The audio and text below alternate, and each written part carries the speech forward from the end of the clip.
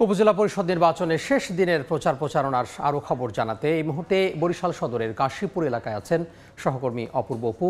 আমরা সরাসরি যুক্ত হব তার সঙ্গে।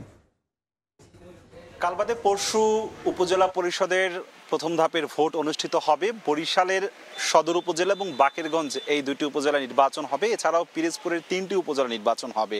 আমার কাছে যতটুকু খবর রয়েছে এই মুহূর্তে এখন বাজে দুপুর 3টা। মূলত আসলে এই মুহূর্তে বরিশালের সদরের যে 4 জন প্রার্থী রয়েছে প্রত্যেকের সাথে আমি কথা বলার চেষ্টা করেছি মুঠোফোনে। তারা জানিয়েছেন যে আসলে সবাই দুপুরবেলাতে যার যার বাড়িতে বা কর্মীদের বাড়িতে অবস্থান নিয়ে দুপুরের খাবার দাবারের প্রক্রিয়াটি সারছেন।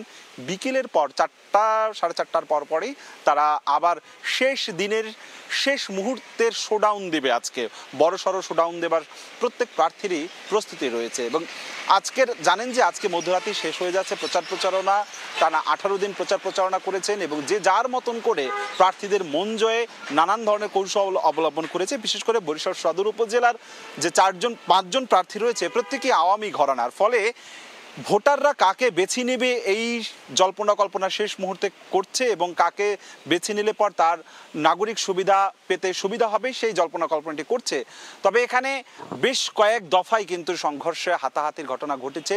কয়েক দফাতেই বরিশাল সদর উপজেলা এবং বাকেরগঞ্জে কালো টাকার ছড়াছড়ির অভিযোগটি একেবারেই ওপেন সিক্রেট হয়ে গেছে।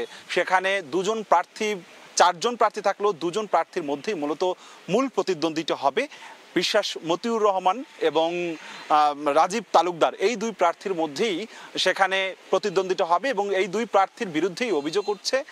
বিশেষ করে রাজীব তালুকদারের বিরুদ্ধে অভিযোগটি হচ্ছে যে কালো টাকার ছড়াছড়ি, এমন একটি অভিযোগ গণমাধ্যমের বদৌলতে চলে এসেছে। তবে নির্বাচন কমিশন থেকে রিটার্নিং কর্মকর্তা সাফ জানিয়েছেন এই নির্বাচনে যদি কেউ কোনো ধরনের পরিবেশ নষ্ট করবার পায় তারা চালান সেই ক্ষেত্রে তারা কঠোর ব্যবস্থা নেওয়া হবে।